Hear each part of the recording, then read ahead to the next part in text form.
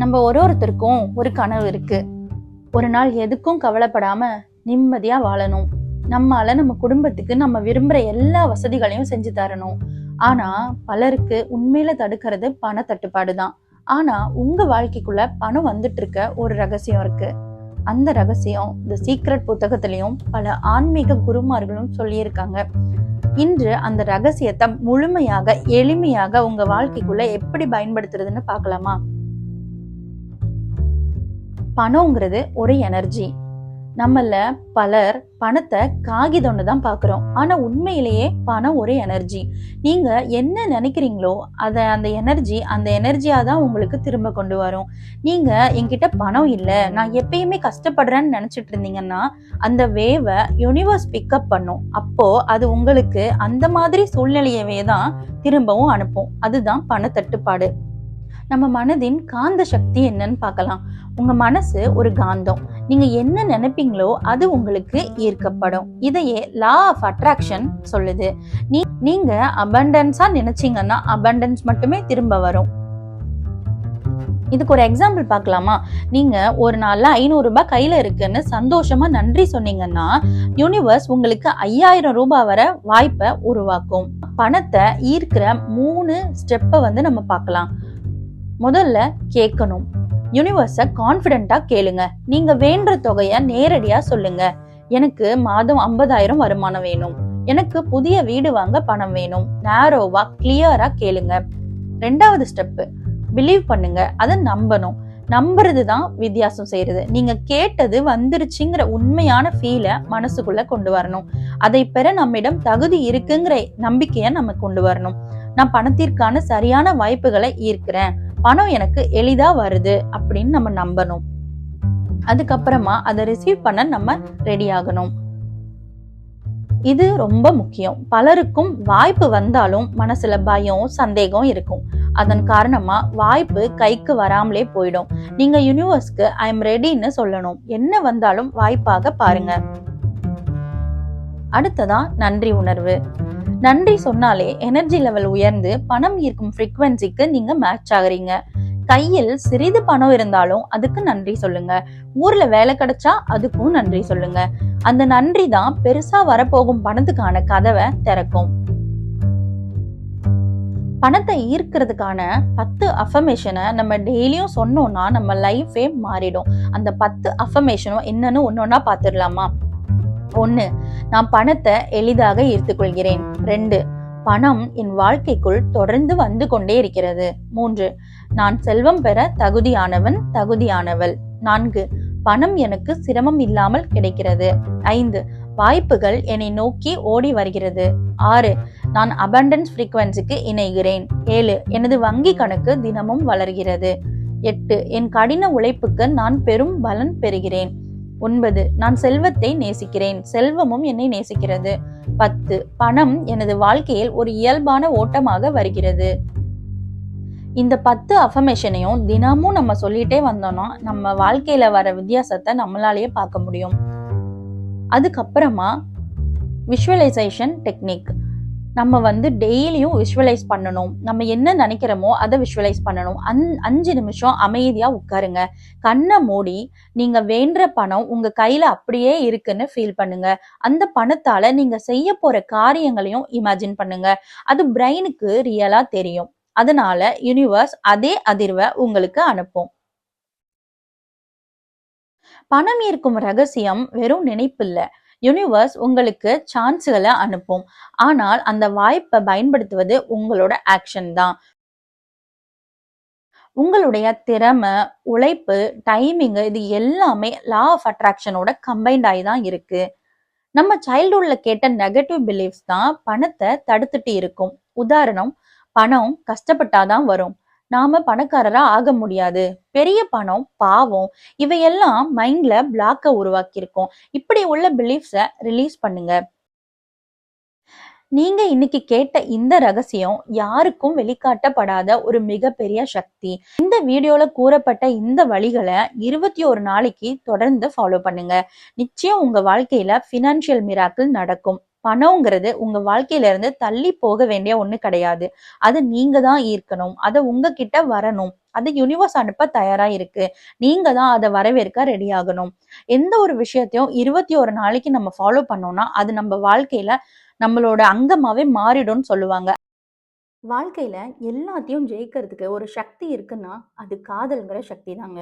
ஆனா, அந்த காதல் நம்மள விட்டு ஏன் ஓடிட்டே இருக்கு? ஏன் சிலருக்கு மட்டும் எல்லாமே ஈஸியா கிடைக்குது? ஏன் சிலர் மட்டும் தனிமையிலே தவிக்கிறாங்க? இந்த வீடியோல உங்க வாழ்க்கைக்கு உண்மையான காதல ஈர்க்க உதவும் ரகசியங்கள கதைகளோட, அறிவியலோட, ஆன்மீகத்தோட சேர்த்து பேசப் போறோம். ஃபர்ஸ்ட் நம்ம தெரிஞ்சுக்கிறது, காதல்ங்கிறது ஒரு எனர்ஜி. முதல்ல ஒரு முக்கியமான உண்மைய தெரிஞ்சுக்கணும். காதல்ங்கிறது ஃபீலிங் மட்டும் கிடையாது. அது ஒரு ஃப்ரீக்வன்சி. உங்க மனசுல இருக்கிற அதிர்வு உங்க வாழ்க்கைக்கு யார ஈர்க்கணுங்கிறத தீர்மானிக்கிறது. நீங்க பயம், சந்தேகம், இன்செக்யூரிட்டி உள்ள அதிர்வுல இருந்தீங்கன்னா, நீங்க அதே மாதிரியானவங்கள தான் இருக்கிறீங்க. ஆனா, அமைதி, நம்பிக்கை, செல்ஃப் லவ் ஃப்ரீக்வன்சில இருந்தீங்கன்னா, உண்மையான, ஆழமான உறவை கொண்டவங்கள இருப்பீங்க. இது எப்படிங்கிறத ஒரு கதை மூலமா நம்ம பார்க்கலாம். அனிதாங்கிறவங்களோட கதைய பார்க்கலாம்.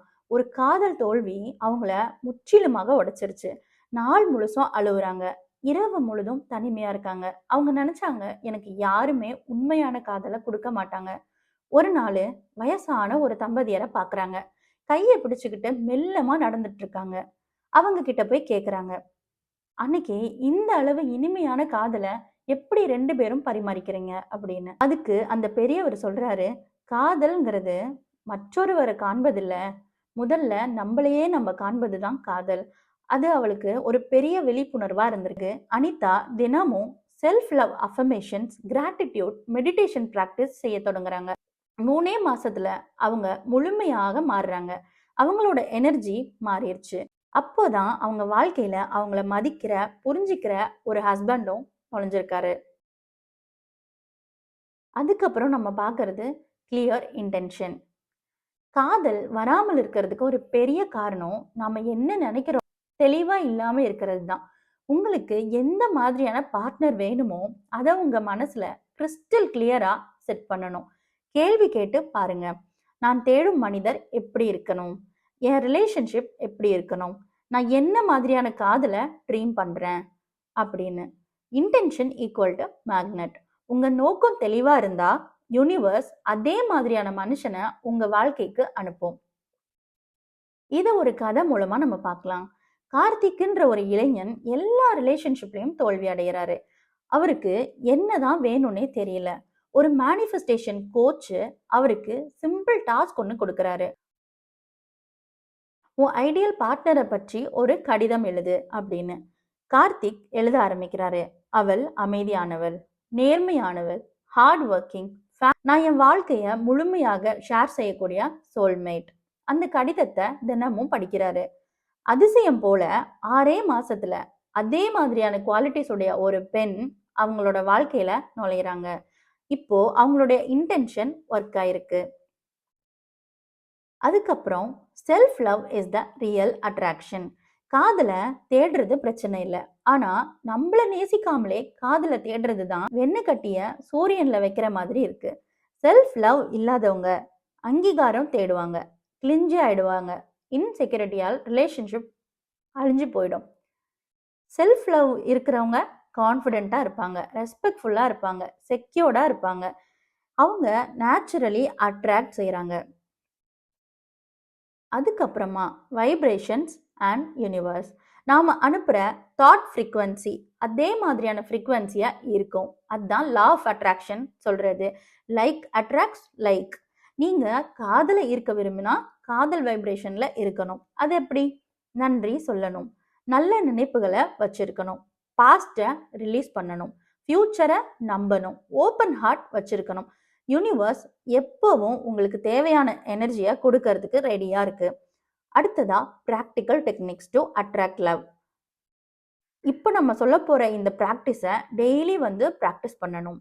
Gratitude Journal. நன்றி சொல்லணும். நாம பெறப்போகும் அழகான காதலுக்காக இப்பவே நன்றி சொல்லி பழகணும். அதுக்கு அடுத்ததா லவ் மெடிடேஷன். உங்க மனசுல ஒரு வார்ம் பிங்க் லைட் உங்க இதயத்தை நிரப்புதுன்னு கற்பனை பண்ணணும். அஃபர்மேஷன். நான் காதலுக்கு தகுதியானவன் தான், காதலுக்கு தகுதியானவதான்னு நம்மளை நாமே நம்பணும். உண்மையான பியோர் லவ் எனக்கு வந்துட்டு இருக்குன்னு நம்பணும். நான் ஒரு பியூட்டிஃபுல் ரிலேஷன்ஷிப் அக்கறையா பெறுறேன் அப்படிங்கிற அஃபர்மேஷனை டெய்லியும் சொல்லணும். அதுக்கப்புறமா டிட்டாச் ஃப்ரம் அவுட்கம். எதையுமே ஃபோர்ஸ் பண்ணக்கூடாது. Universe timing perfect. ஒரு முறை ஒரு பெண் ஒரு பூவை நடுறாங்க. அவங்க தினமும் அந்த பிளான்ட்டை இழுத்து இழுத்து பார்க்குறாங்க, வேகமாக வளருதா வேகமாக வளருதான்னு. அதனாலவே அந்த பிளான்ட்டு ஸ்ட்ரெஸ்ஸில் இறந்துருச்சு. ஆனால் அவங்க மறுபடியும் இன்னொரு பிளான்ட்டை நடுறாங்க, அதை தன்னிச்சையாக வளர விடுறாங்க. கொஞ்சம் டைம் எடுத்தது, ஆனால் அது அழகாகவே வளர்ந்தது. அதே தாங்க காதலும். எதையுமே காதலில் நம்ம ஃபோர்ஸ் பண்ணக்கூடாது, அதை நம்ம ஃபோர்ஸ் பண்ணவும் முடியாது. அதை தானாகவே வளர விடணும். உண்மையான காதல்ங்கிறது வெளியே தேட வேண்டிய ஒன்று கிடையாது. அது நம்மளோட உள்ளத்திலிருந்து தாங்க தொடங்குது. நாம நம்மளை நேசிக்கணும். நீங்க உங்களை நேசிச்சா, உங்க பாஸ்ட்டை விட்டீங்கன்னா, உங்க வைப்ரேஷன் காதலாக இருந்தா, காதல் உங்களை தேடி வந்து சேரும். இந்த நாள் முதலா உங்க வாழ்க்கையில அழகான காதல் வரப்போகுது. உண்மையா நம்புங்க. யூனிவர்ஸ் உங்களுக்காகவே வேலை செஞ்சுட்டு இருக்கு.